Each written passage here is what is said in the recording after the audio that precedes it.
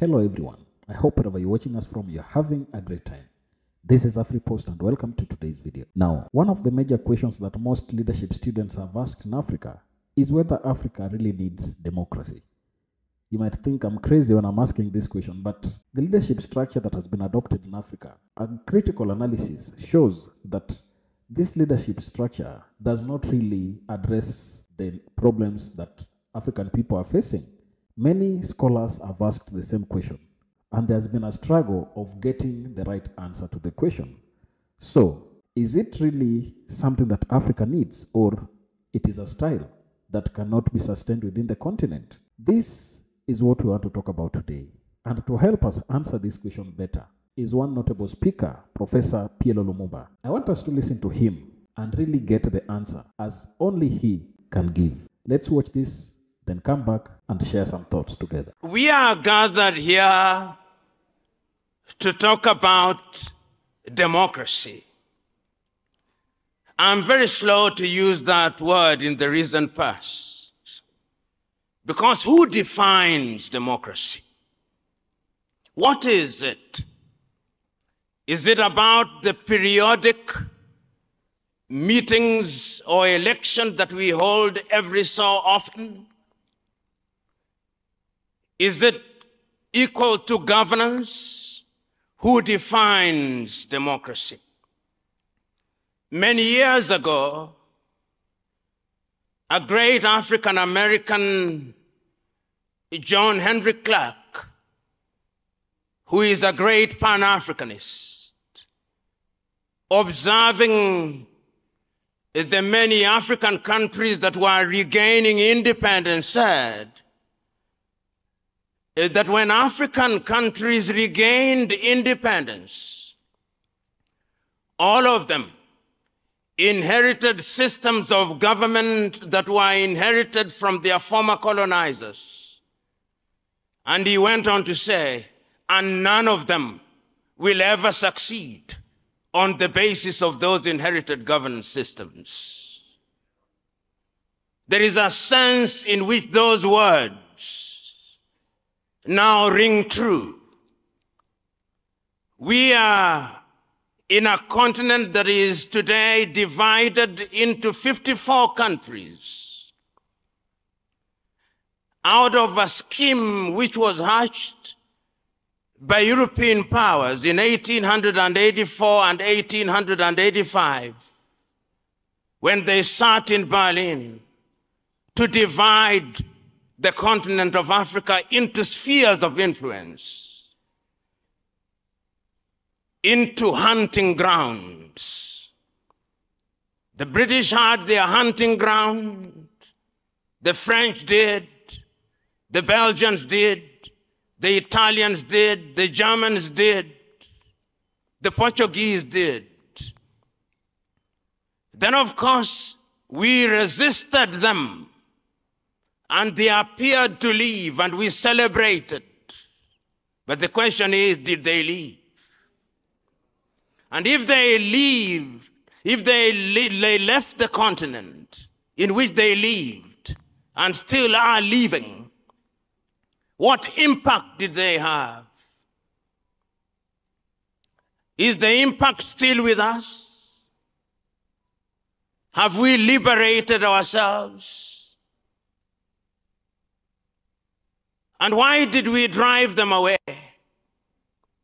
I can still remember those words that I listen to every so often, spoken on the 6th day of March, 1957 by Ghana's Kwame Nkrumah, that the independence of Ghana means nothing if the rest of Africa is not free.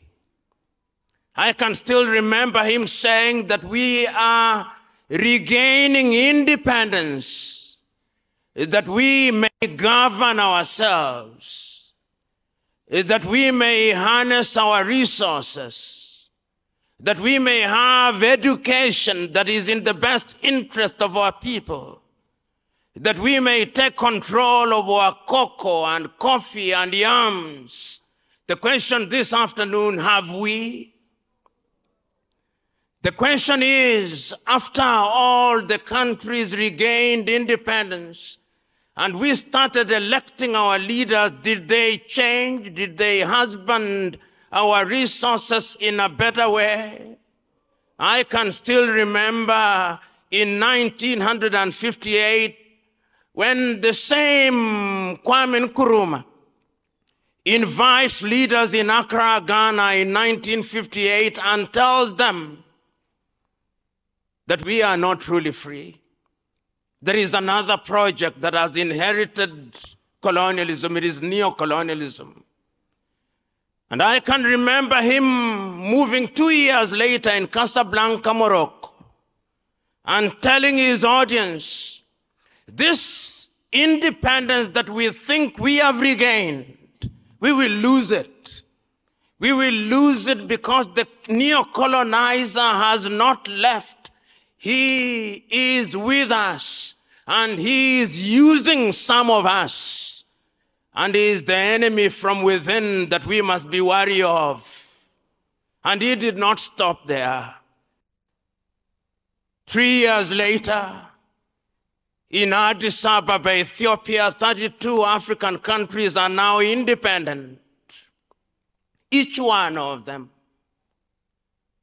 heads of states, talking about Africa, about African unity, about the need to have one army, about the need to have one government, about the need to have one currency, about the need to have a common unified foreign policy. But they listened to him not. And we had a weak organization called the OAU, which made its contribution, participated in the liberation of other African countries. But the question is Africa the richer because we regained independence? You will remember that even as we regained independence, the other countries still remained here. And it's only in the 1980s that we see other African countries regaining their independence. You'll remember the wars of independence in Angola. You'll remember the wars of independence in Mozambique. You'll remember the wars of independence in Guinea-Bissau and Cabo Verde. And you'll remember the last bastion of man's inhumanity to man in South Africa in 1984, preceded only by liberation from the regime in what is now Zimbabwe. The question is, the promises that our founding fathers made to us, have we fulfilled them as we talk about democracy and constitutions? Who brought the constitutions to us? Which constitutions do our traditional rulers operate from? Are they written? For whose interests are they written? As I talk about democracy and development now, I want you to cast your eyes across the continent of Africa now. Look at young people dying as they leave the coast of Senegal. When you tell them about democracy and elections, are you talking to them when they are dying? When they are dying in the Mediterranean, are you talking to them?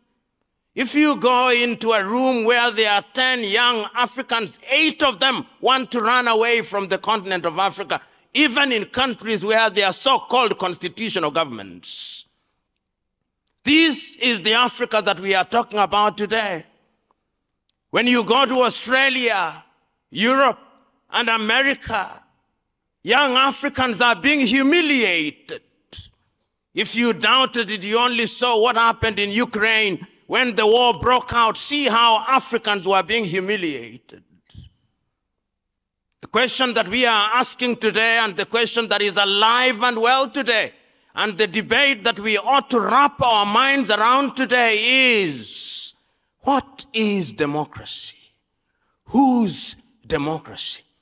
Is there a possibility that we who are gathered here today as Carter G. Woodson said in 1933, we are so thoroughly miseducated that in fact, even when we think we are getting it right, we are getting it wrong. Is it a possibility that one of the things that we must do in assemblies such as this and at all times is to unlearn some of the indoctrination to which we have been subjected so that we may learn things that can help the continent of Africa? How is it that every time we think that we have diagnosed the disease properly and that we have a new antidote, when we apply that antidote, a new wound appears? How is it?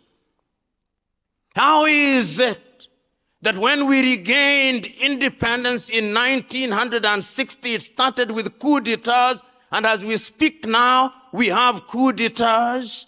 If our memories are not serving us well, don't you remember that no sooner had Congo regained independence in 1961 than there was a coup d'etat and Patrice Emery Lumumba was killed?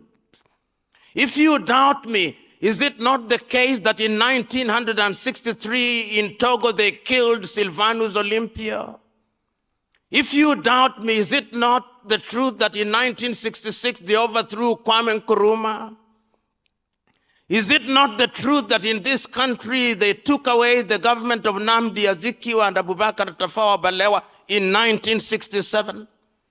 Is it not true that they eliminated Modibo Keita in Mali? That they took away Ahmed Ben Bella in Algeria?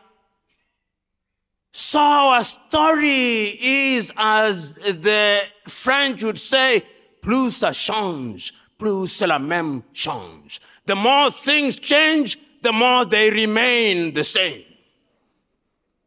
And if that is the case, we must ask ourselves uncomfortable questions, which will give us uncomfortable answers.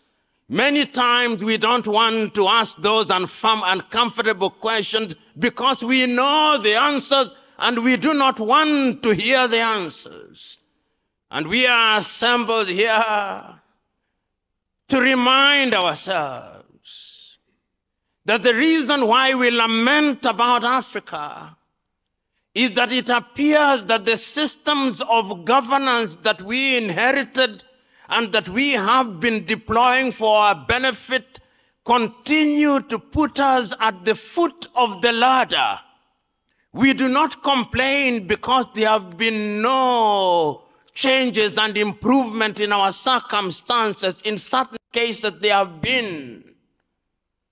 But as Uganda's Yoweri Museveni says, and I agree with him, what is the point of fighting as to who is taller than the other when you are all dwarfs? This is the space in which Africa finds herself. So that the state of California in the United States of America has a GDP bigger than all the countries of Africa combined. This is undesirable. It is undesirable that a country which is great in prospect, for example, like Nigeria, with a population of 250 million, generates less power than Costa Rica, which has a population of 5 million and generates 3 times more power than Nigeria. It's undesirable. This is what we are talking about. We are talking about countries which have GDPs, which ought not to be the GDPs that they have. And we are saying that this must be because of the systems of governance that we have. I heard His Royal Majesty so very keenly, and I agree with him. What must we do? What is the nexus between good governance and development? And what is development? I remember Julius Kambarage Nyerere saying in 1966 that when they come and tell us that development are roads and airports, we agree with them. But that is not the end of development. The beginning and the end of development is human resources, Mwalimu said. Mwalimu said, and I agree with him, you can build roads and destroy roads. You can build airports and rebuild airports. But when you build human beings intergenerationally, the airports that you destroy come out of their minds. So we must also redefine what development is. We have seen countries where edifices were christened to constitute development, and they were destroyed in the twinkling of an eye. But the human spirit is resilient and is constantly seeking liberation. The human spirit is constantly yearning for something to fulfill it. And that something is what sometimes we refer to as the social contract. That no man or no group of men who have arrogated to themselves the monopoly of knowledge and wisdom must never ever assume that they are God's gift to man, to govern and rule them as they will. That is the duty of men willingly to surrender their will to men that they may govern them. So the next thing that we must interrogate in Africa is who is a leader. Because we have too many individuals in Africa occupying offices who are not leaders, they are merely misleaders.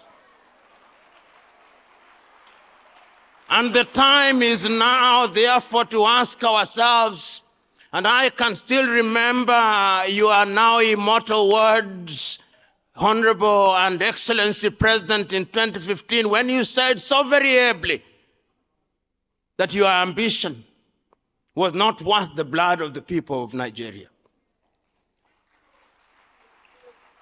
When you spoke those words, I do not know what came to your mind, but you must have received a sudden enlightenment, because those words underlined the fact that men must know when to stop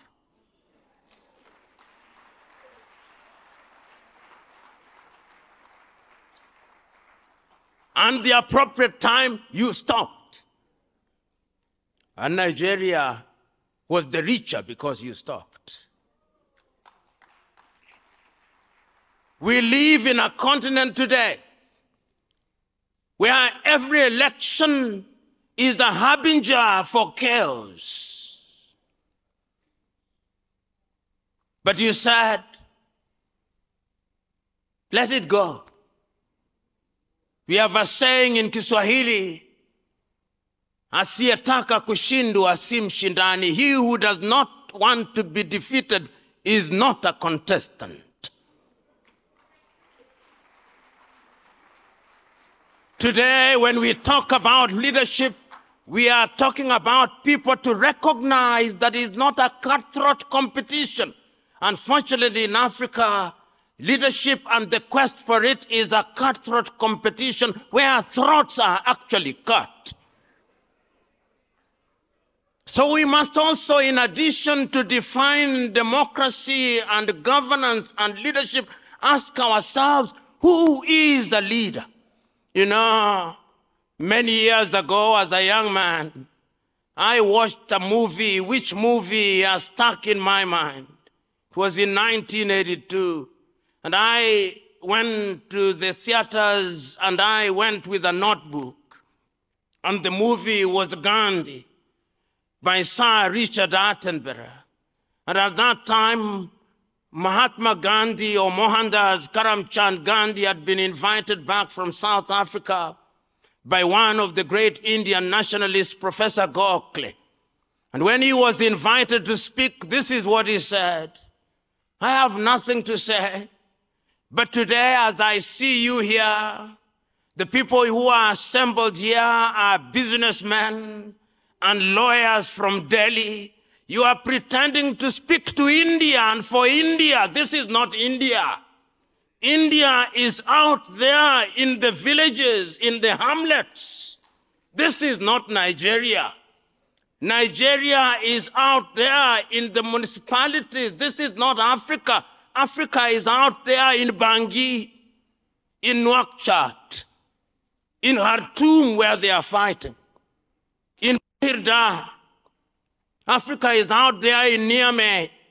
Africa is out there in Ouagadougou.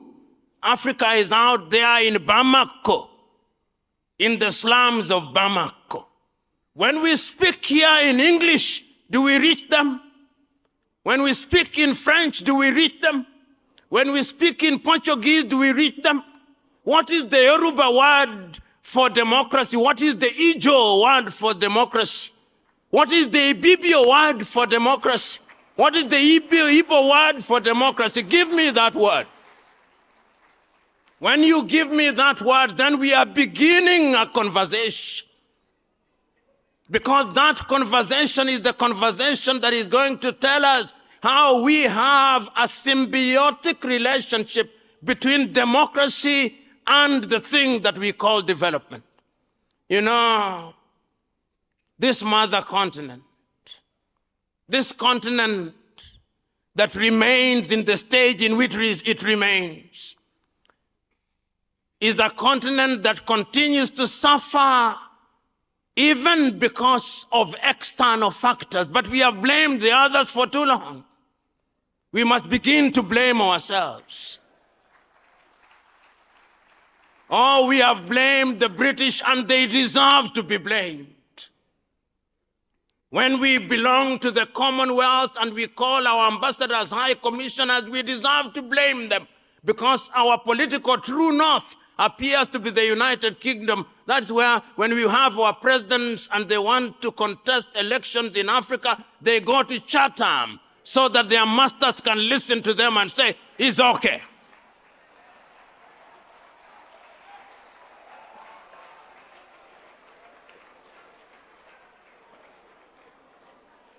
So we can blame the British and they deserve to be blamed.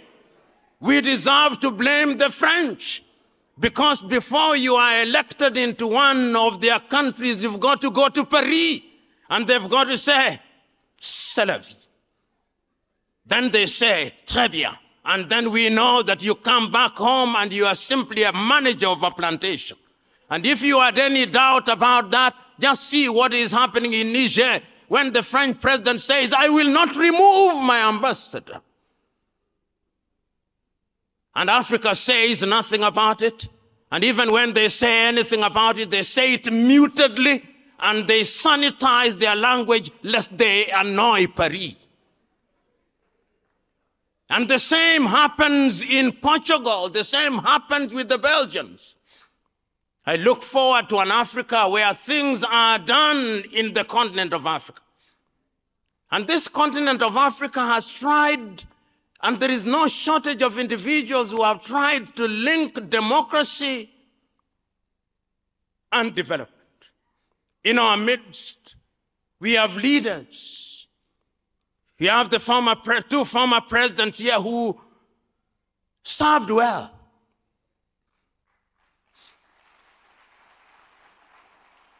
I've said this before. No matter how good a dancer you are, you must know when to leave the stage. There are too many dancers in Africa who think I'm the only dancer in town. And until God calls me, I'm not leaving the stage. Such dancers will be removed by men. And that is how I explained the coup d'etats that are coming here. In 1964, talking about the military interventions in civilian government, this is what Kwame Nkrumah said. The military have no business interfering with civilian governments. But if civilian governments misbehave, it may become necessary for a short period to disrupt their agenda so that they can midwife a new dispensation. It is in this context that we must understand the military interventions. But remember that true democracy requires and demands the eternal vigilance of the people, because Africa has also seen a situation where military leaders remove their uniform and adorn suits, and lo and behold, like Paul and Saul, they become civilians themselves. And therefore, it is important, even as we celebrate these military coups, to remind ourselves that they are merely midwives. And midwives are neither the father, nor the mother, nor the child. Their duty is to ensure that all the three are happy. And we, the population, must be eternally vigilant. And that is why, therefore, when we talk about democracy, we must ask ourselves, what are we doing wrong? And we must also ask the question, are coup d'etats only mounted by men and women in uniform? No. I've seen coups mounted by judiciaries in Africa. I've seen coups being mounted by the political class in Africa. When people engage in sophistry in interpreting constitution, those are also coup d'etats. And I would want us, therefore, as we talk about strengthening democracy, we must also talk about strengthening institutions. Whether it is in Kenya, whether it is in Zimbabwe, whether it is in Nigeria, whether it is in Ghana, we must have a culture of respecting institutions. Sometimes in Africa, we behave as if institutions work on their own motion. No. Institutions are as strong as the men and women who occupy them. If you have wrong men and wrong women in office, no matter how strong the institution you claim to be strong, it will not perform, because the history of nature is one: garbage in, garbage out. And if that is the case, therefore, we who are gathered here and talking about governance, this is serious business. What we are talking about here is serious business. I want you to look at Africa now with me. In Sudan, in Khartoum, because of bad governance and absence of democracy, no schooling going on in Khartoum. If you are a university professor, no university to lecture at. There is no agriculture going on there. There are no health services going on there in Khartoum. The things that they built, they are destroying. It will take generations to rebuild Sudan. We are talking about development.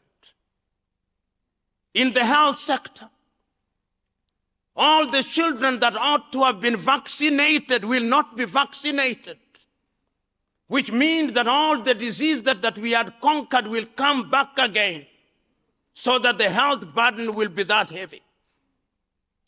No food is being planted, so that we'll once again be importing rice and wheat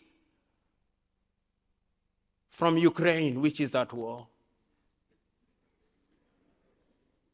Look at the Sahel now. Mali is de facto divided into two, no agriculture going on. So that you will be importing chicken from Brazil, chicken. No agriculture. I'm talking about development, brothers and sisters. If you are sick because there is no research going on in our universities, no research. We receive medicine from India, from China, and we take the medicine by faith because we do not know what they contain. Our bureaus of standardization have no standards for these things. And if you doubt me, only recently we had syrup imported from India. How many children did it kill in the Gambia? We have no standardization. So we are talking about serious business in Africa. Go to the Democratic Republic of Congo, the eastern part of it, over 120 armed groups. The busiest airspace in the continent of Africa. The rest of the world is taking our resources. There is a new scramble for Africa. Today, Africa is a theater for other worlds. If the British have gone and they have not gone, if the French have gone and they have not gone, if the Portuguese have gone and they have not gone, if the Belgians have gone and they have not gone, Chinese are also here.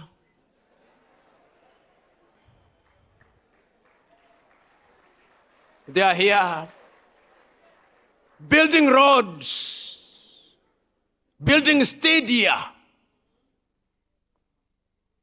The Turks are here. The Qataris are here. The Russians are here. And yet Africans somehow believe that when we remove one slave master and we bring another slave master, then it's better. So we hear Africans praising Wagner in Russia. African intellectuals. I think the president of ECOWAS called them pseudo-intellectuals. An appropriate and heavy English word.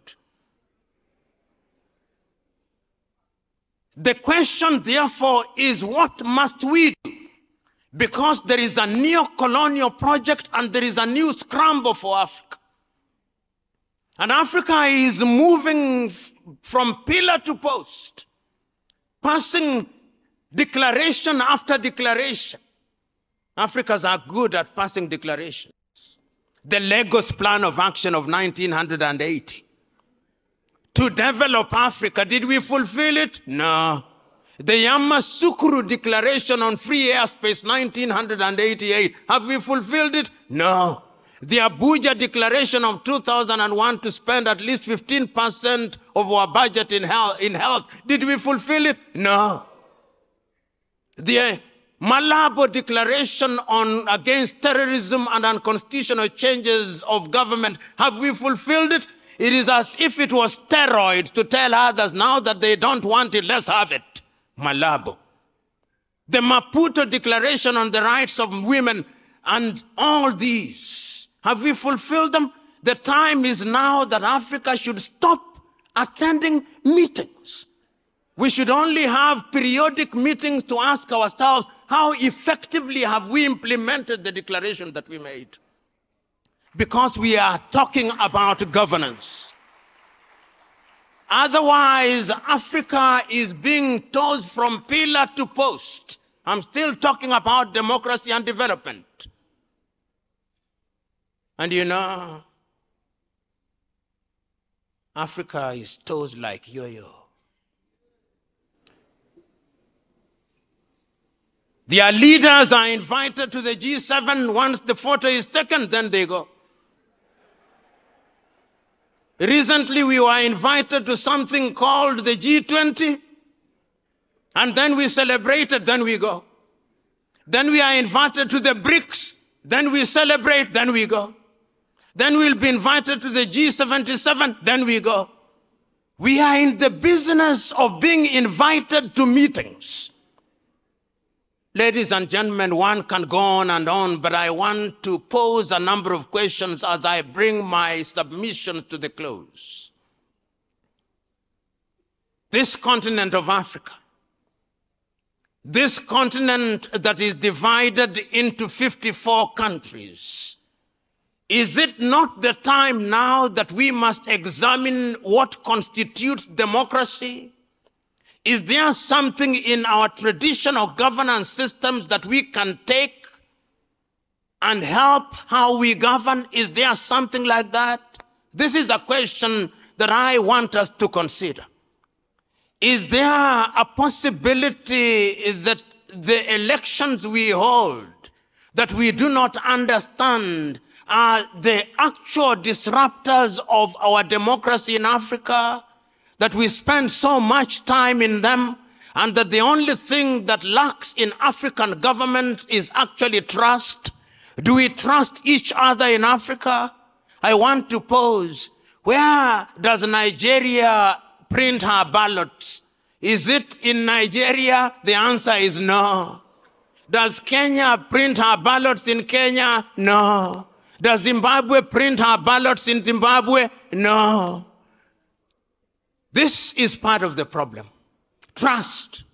The third thing that we asked ourselves, do we prepare our leaders or young people to take over leadership in an environment that is understood by the population, or we think that leadership is something that is God-given to us and must never surrender? The question is, can we learn from others? Can we learn from others and implement creatively? The fourth thing that we must ask ourselves, what can we do to create an environment where our resources are deployed in a manner that is understood by the society? These are the questions that I think ought to be alive in our minds. And I want to conclude with this. In 1997, the 6th day of March, the president of Tanzania, Mwalimu Kambarage Nyerere, was invited as a guest of honor on the occasion of the 40th anniversary of Ghana's independence. And this is what he said. He said, several years ago, Kwame Nkrumah told us to unite. We refused to unite. We did not want unity because we thought that unity would solve all our problems. No. But we knew that if we are united, then the world will begin to respect us. Because the world does not recognize our Tanzanianness or Ghanaianness or Nigerianness. The world only sees us as Africans. And the day we begin to make serious contributions in agriculture, in the science, in the arts, and in all other spheres of development, that is the day that the world will stop and begin to respect us. I commend to you, ladies and gentlemen, that we give meaning to those words of Kambarage Nyerere.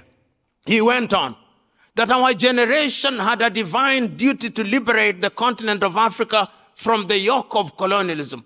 In the process of doing so, we made many mistakes, but who among us is without error? You, the generation that now exists today, it is your duty to lift Africa from another pedestal. And you can only lift the continent by doing certain things that are required of you. It will be tiring. It will be painful. But of all the sins that we have committed, there is one mistake that we must never commit, the mistake of giving up. I'm urging you today, we must never give up. And I see Africa today, we have tried many things, Africa Agenda 2063, Africa Continental Free Trade Area. All these are efforts that are being made, and they can only happen in an environment where there is peace and tranquility. We promised ourselves that we would silence the guns in the year 2020. The guns are louder now. So as we are committing ourselves to this reality, I'm submitting to us that the continent of Africa has the ability. We have the human resource, which is the greatest of all resources. We have the natural resources, which can be harnessed through natural resources. We have men and women who can govern us. We have young men and women who are impatient. And if we are not very careful, this continent, which is great in prospect, will not realize our potential. The time is now. The time, therefore, is now. You leaders who are here, when you are seeking office, seek office that you may be servant leaders. The time is now. Those young men who are here, who allow themselves to be used as cannon fodder by individuals who seek public office on the basis of ill-gotten wealth, the time is now to reject their money. The time is now for Africans, wherever they are, to remember that development will never come unless we have good governance. The time is now that African institutions must not receive instructions from institutions outside of the continent. The time is now that we Africans must exercise the ghost of low self-esteem. The time is now that we Africans must not think that we are only good when we receive a seal of approval from heads of states of other countries. The time is now for Nigeria particularly to rise to the occasion. 1 in every 5 black men in the world is Nigeria. Don't let us down. Rise up and lead the continent. God bless you. What a great speech by Professor PLO Lumumba, because he has spoken the truth. One thing that I'd agree with him is that we have blamed the Western nations too much. We have blamed the British, we have blamed the French, we have blamed the Portuguese, we have blamed the Belgians too much, because as we see Africa right now, we have different leaders of different countries, regardless of the fact that these countries were given to us by Western nations to give them an easy way of accessing our natural resources and to give them an easy way of controlling the continent. We must say that the leaders who have existed in the African continent have failed Africa. While we still talk of democracy, most of our native languages have nothing to do with democracy. They don't even know what democracy is in our native languages. And that is why PLO Lumumba is asking about that in the speech that he has just given. So it is quite interesting to see the kind of information that Professor PLO Lumumba is giving us there. And I think he has done justice to this topic. Africa has to rise up from its shambles that it has gotten to. He highlights some of the dreams that our founding fathers had. People like Kwame Nkrumah, people like Julius Kambarage Nyerere. These people suffered and desired that Africa gets together so that the independence that African countries were going to have would come at a benefit for the people. The kind of development that we look at right now only favors those in higher leadership positions. But the humanity and the African people have not seen any development in their existence or even in their stature. We still suffer from different diseases. We still see our people suffering from hunger. And I think it is high time African leaders woke up and realized that enough is enough. They need to smell the coffee and bring change that helps people. Some of the things that we see lately of our leaders who are trying to be patriotic and to really have a better understanding with the people is the incidences that are happening in the Sahel region. They decided to kick out French soldiers and any Western soldier that lived in their countries. They want to control the affairs of their countries and help the people within their countries to benefit from the resources that they have. An example that PLO Lumumba has given in that discussion is that the GDP of California, a state in the United States, is much greater than the entire GDP of African continent. I may really try to talk about this on a different lens because I think there is a sense in which the Western nations and those economic people who rate our continent, they tend to underquote what we have, because a continent that is full of natural and mineral resources, a continent that is full of youthful labor, a continent that is full of people who are aspiring to be great, cannot really be considered to be equated to just one state in the United States. Africa, if you look at it in its true value, is richer than any other continent in the world. But because of misleaders that we have, as Professor PLO Lumumba calls them, we continue to hit below our capabilities. I think it is time African leaders woke up. It is time African leaders realized that they must stop being puppets of Western nations. These Western nations have taken advantage of us for quite too long. They have used our resources and they have controlled our affairs for quite too long. And it is time Africa rose up and stood for itself. We have seen that those who bring opposing ideas to the Western nations tend to be eliminated. PLO Lumumba has highlighted how Kwame Nkrumah was deposed of his leadership. We've seen how Patrice Emery Lumumba in DRC Congo was killed. So it is something that will come at a higher price, and this price we as African people must be ready to pay. I think this is a great video. that educates us as African people on many, many things that we as a people must understand and must listen to. Tell me down in the comment section what you think about the topic. And if you're watching us for the first time, don't forget to subscribe to our channel, like this video, and also share. Thank you, and may the good Lord bless you. Goodbye.